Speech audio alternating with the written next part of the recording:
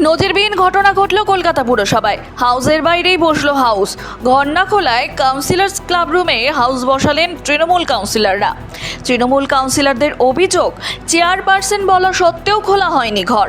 তৃণমূল সাংসদ তথা পুরসভার চেয়ারপারসন মালা রায়ের অভিযোগ, কোনো রকম কারণ না দেখিয়ে একটা হাউসকে হঠাৎ করে বন্ধ করে দেওয়া হচ্ছে।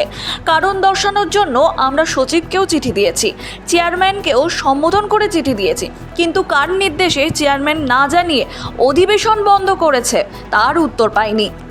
আমি আমার দলের কাউন্সিলরদের ডেকেছি, তারা কি কারণে আসেনি তারা বলতে পারবেন, আমি বলতে পারবো কোনোভাবে। কারণ সেক্রেটারি চিঠি তাকে কাছে পৌঁছেছে, কার কাছে পৌঁছায়নি এই দায় আমার নয়, কিন্তু আমি ব্যক্তিগতভাবেই অধিবেশন করলাম। আর আমি সবাইকে, সকলেরই ফোন বন্ধ, পাওয়া যায়নি। কোনোভাবে কি ভোট ভেঙে যাওয়ার কোনো আশঙ্কা করছেন? যে আমি এখনই এটা কিছু বলবো না। যারা নতুন সরকার তৈরি হতেই পারে, যে কোনো সরকার আসতেই পারেন ক্ষমতায়, কিন্তু নির্বাচিত পৌর বোর্ড তারা কিন্তু এইভাবে অধিবেশন কক্ষ বন্ধ করে তারা এই নজিরবিহীন যে ঘটনা, যেটা আজকে প্রায় 1985 থেকে যে বোর্ড চলে আসছে, সুতরাং আমরা কোনোদিন এটা দেখলাম না, এটা একটা ইতিহাস হয়ে রইল। শুক্রবার পুরসভার মাসিক অধিবেশন ডাকা হয়েছিল, সেই অনুযায়ী কাউন্সিলররা এসেছিলেন, কিন্তু অধিবেশন কক্ষে তারা ঢুকতেই পারেননি। অভিযোগ, ঘরে তালা দেওয়া ছিল। মাইক ছাড়াই সেখানে নিজের বক্তব্য জানান ডেপুটি মেয়র অতীন ঘোষ।